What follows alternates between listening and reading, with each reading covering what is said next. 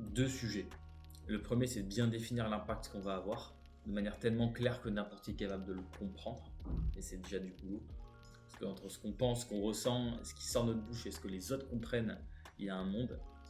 Donc de clarifier ce qu'on veut faire et l'impact qu'on va avoir, c'est déjà la première étape. Et la deuxième, qui va être la plus difficile, c'est de trouver le modèle économique. Parce que par définition, une entreprise classique a une facilité à faire de l'argent. Tu fais un restaurant, tu vends des chaussures, tu comprends vite le modèle économique. Quand tu veux avoir de l'impact, c'est pas l'essence du projet de faire de l'argent. C'est d'essayer d'améliorer les choses, mais du coup, la question comment ça se rémunère, comment je vais gagner de l'argent, comment je vais être rentable, c'est pas la première question, c'est pas le premier sujet qui vient en tête. Et du coup, ça se dénoue après coup, et c'est là où la majorité des boîtes à impact se plantent. Super projet, pas de modèle économique, donc ça meurt dans la durée, et donc ça garde finalement l'idée au stade de rêve, et pas quelque chose de concret qui va faire avancer le monde. Et c'est vraiment difficile cette partie-là. Et c'est là où est tout le challenge en fait.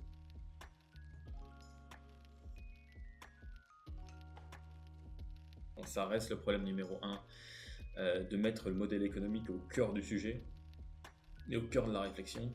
Je prends l'exemple d'Agricool qui avait une boîte géniale qui allait pouvoir vraiment transformer l'agriculture urbaine. Ils ont eu du mal à trouver leur modèle économique et même si l'idée était révolutionnaire et qu'ils allaient vraiment changer le monde avec ça, ils ont dû mettre la clé sous la porte parce que leur modèle économique n'a pas été assez bien pensé. Et chers à eux, je pense que c'est pas facile. Et ça veut juste dire que ça ne suffit pas de vouloir changer le monde et de vouloir faire avancer les choses dans le bon sens. On est obligé de mettre l'argent au cœur de la réflexion parce que sinon on ne peut pas payer les gens qui vont travailler pour ça et donc le projet va s'arrêter. Donc vraiment mettre ça au cœur du sujet. C'est vrai que c'est dur parce que on a tendance à dire que quand tu veux avoir de l'impact, tu mets l'émotion et l'impact au cœur de ta réflexion. C'est la première chose à laquelle tu vas penser parce que c'est ça qui t'excite, c'est ça qui t'anime. Et on en perd souvent l'objectif aussi de se rémunérer avec ça et de faire quelque chose de rentable pour que ça dure dans le temps. C'est l'erreur la plus classique que je connaisse.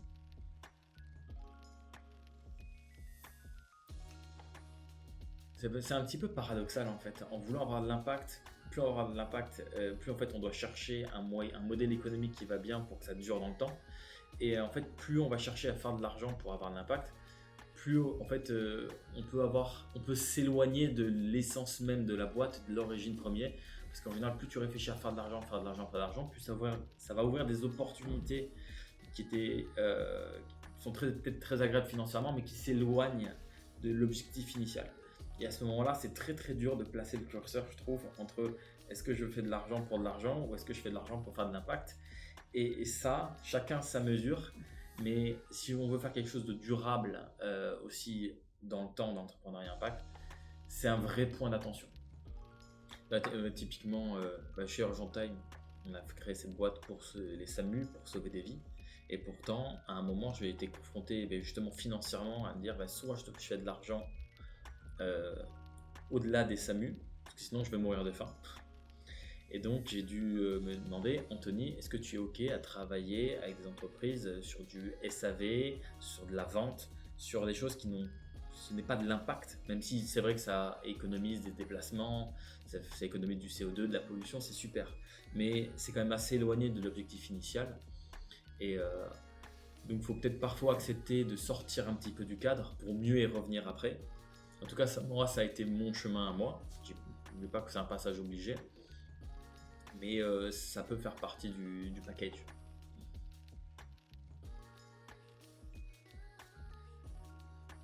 Mais typiquement, chez Urgent Time, le fait d'avoir voulu et de vouloir sauver des vies avec les SAMU, c'est dans mes valeurs profondes, c'est de vouloir faire quelque chose d'utile. Non seulement ça a convaincu les SAMU de travailler avec nous, non seulement ça a convaincu aussi la presse de parler de nous alors qu'on n'est pas allé les chercher, mais ça a aussi convaincu les entreprises de nous faire confiance et de travailler avec nous parce qu'on sauve des vies. Et donc les valeurs qu'on a en fait nous portent, de nous-mêmes portent le projet lui-même. Ça attire aussi des personnes qui ont envie de travailler avec nous parce que ces valeurs-là, ça leur parle, ça a du sens et ça résonne en eux. Donc finalement les valeurs, je dirais que c'est presque ce qui est le plus important. Il faut être très très clair sur ce qu'on veut. Et si nous-mêmes on a un doute ou qu'on n'est pas très aligné, en fait tout va s'écrouler derrière. Donc il faut vraiment être authentique et sincère avec soi-même et ce qu'on ressent et pourquoi on fait ça. Parce que sinon, ton château de sable, en fait, juste il va s'écrouler et c'est pas bon pour toi.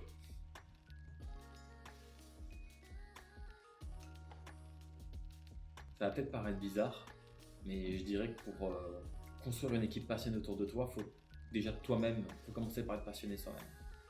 Tu peux pas faire semblant d'être passionné et il n'y a rien de plus passionnant que des gens qui sont passionnés. Il n'y a rien de plus convaincant que quelqu'un qui est convaincu. Et donc si moi-même je suis passionné par ce que je fais, je vais en parler avec le cœur, je vais en parler avec mes tripes, je vais pas faire semblant et je vais pas essayer de convaincre le monde. Je vais donner ce qui moi m'anime et du coup les autres vont ça va faire résonance en fait avec les gens et les gens vont dire ouais ok en fait moi je crois que moi aussi ça m'anime, moi aussi ça me donne envie, moi aussi j'ai envie d'y aller. Donc si vous aspirez à avoir je pense une équipe passionnée, ne vous concentrez pas sur les autres. Concentrez-vous sur vous, sur ce que vous ressentez, être aligné avec vous-même, parlez-en à cœur ouvert, et Dieu sait que c'est pas facile. Et normalement, on va dire la magie va opérer.